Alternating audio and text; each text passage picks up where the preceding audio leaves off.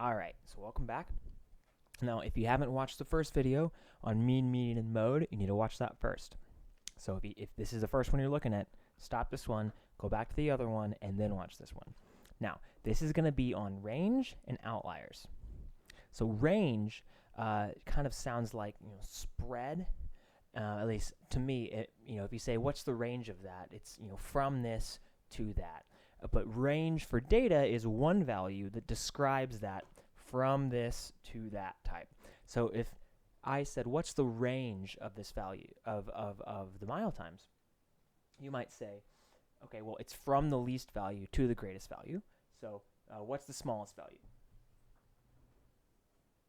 6 is the smallest value. That was the fastest mile. Then what's the greatest value? 10 is the greatest value. That is the slowest mile. So if you'd say it's from 6 to 10 would be the range, but that's not the technical value. What you do to find the range is you simply subtract the biggest value from the smallest value. So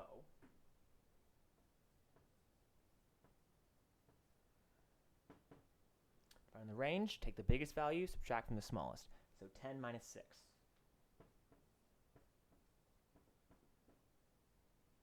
And that is 4. So 4 minutes for a mile time is the range of this race, meaning all the times fit within a 4-minute span, right? So range, really fast, really easy. Now outliers sound like, if you hear out, it's kind of away from. An outlier is a value in a data set that is different, that's seems and feels and looks very different than other ones. So let's suppose, so basically it is if something seems to not really fit in with the rest of the data, not because it's wrong, but because it's just way more or way less than the rest of the data. So let's go ahead and scrap all this real fast. And let's think of a different race.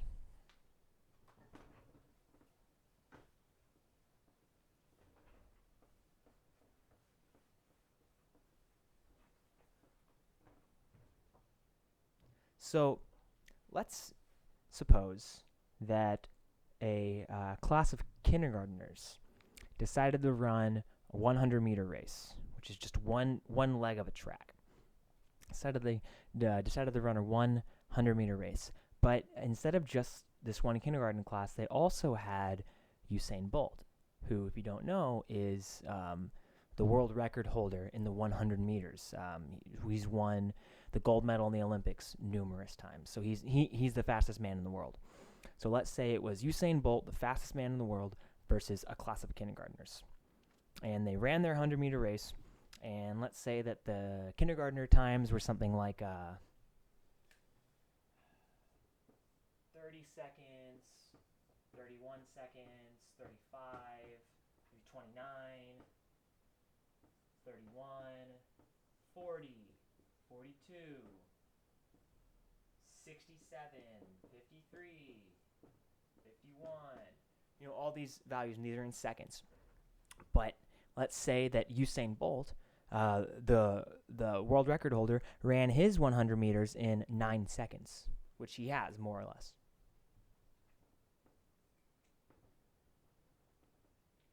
I'm going to write that one in red.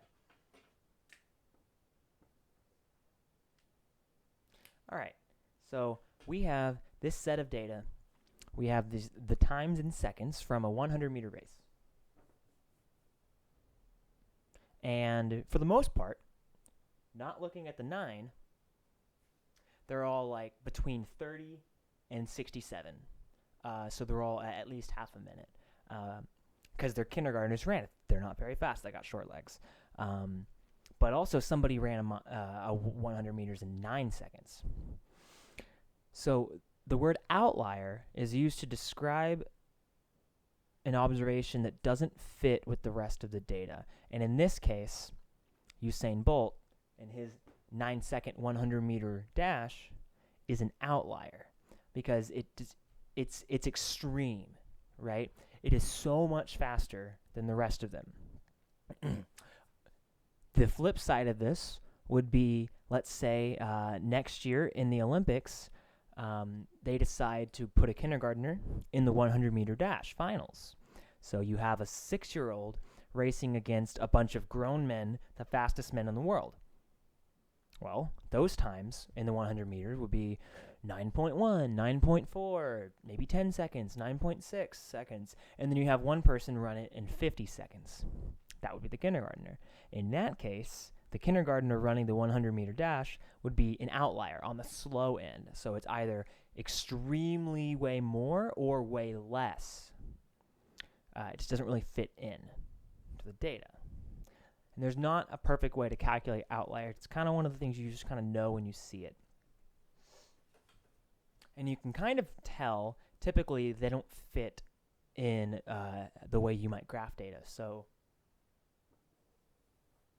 later on, we're going to learn about scatter plots. But let's say you had a scatter plot.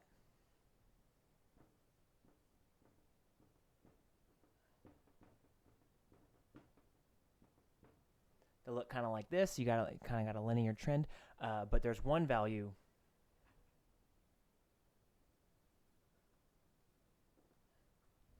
way up there. Well, that would be an outlier because it doesn't fit in with the rest of the data, right? So range is the spread of the data. Take the greatest value minus the smallest value. Outliers are extreme values, either on the upper end or the lower end. So think a kindergartner racing in the Olympics, or an Olympic runner racing a class of kindergartners. Or let's say you take a test in high school math, but it's just you versus a bunch of kindergartners. Who would score way better than everybody else? Well, you would, and the kindergartners would get a really bad grade, right?